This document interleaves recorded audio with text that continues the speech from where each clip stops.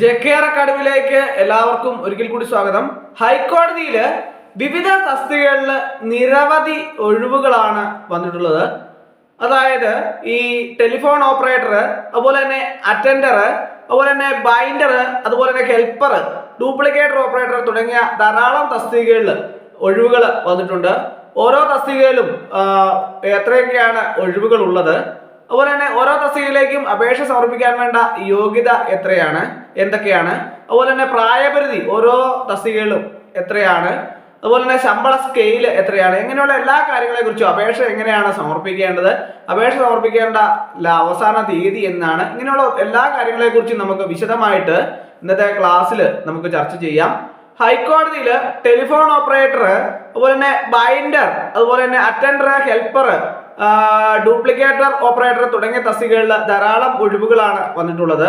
അതിന്റെ അപേക്ഷ സമർപ്പിക്കാനുള്ള അവസാന തീയതി എന്ന് പറയുന്നത് ജനുവരി 17 വരെയാണ്. ഓൺലൈനായിട്ടാണ് അപേക്ഷ സമർപ്പിക്കേണ്ടത്. അപ്പോൾ അപേക്ഷ സമർപ്പിക്കുന്ന അവസാന തീയതി എന്നാണ് ജനുവരി 17 മറക്കരുത്. അപ്പോൾ ഓരോ തസ്തികയിലും വേണ്ട യോഗ്യത, ശമ്പള സ്കെയില്, പ്രായപരിധി എന്നിവയൊക്കെ കുറിച്ച് നമുക്ക് നോക്കാം. ആദ്യം നമുക്ക് ടെലിഫോൺ ഓപ്പറേറ്റർ തസ്തികയിലെ നമുക്ക് നോക്കാം. ടെലിഫോൺ ഓപ്പറേറ്ററുടെ ഒരു ഒഴിവാണുള്ളത്.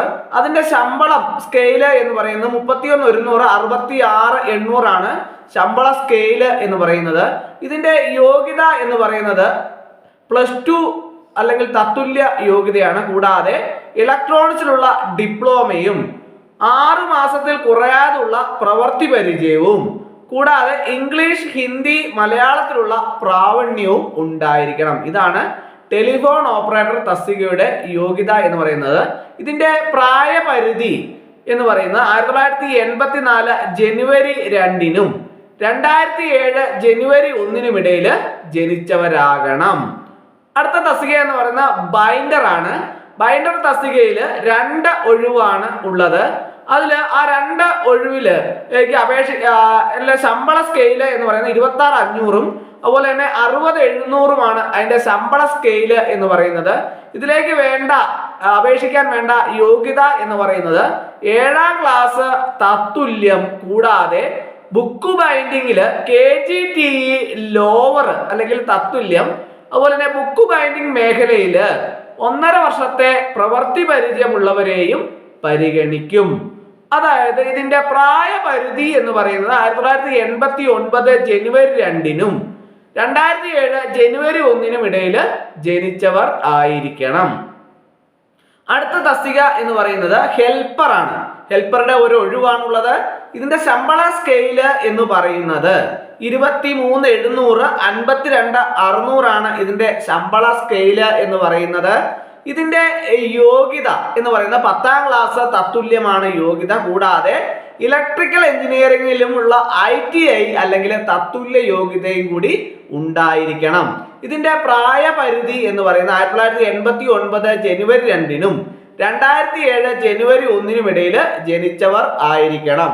അടുത്ത തസ്തിക എന്ന് പറയുന്നത് ഡ്യൂപ്ലിക്കേറ്റർ ഓപ്പറേറ്റർ ആണ്. ഇതിന്റെ ഒരൊഴിവാണ് ഉള്ളത്. ശമ്പള സ്കെയിൽ എന്ന് പറയുന്നത് 21,500, 57,900 ആണ് ഇതിന്റെ ശമ്പള സ്കെയില് എന്ന് പറയുന്നത്.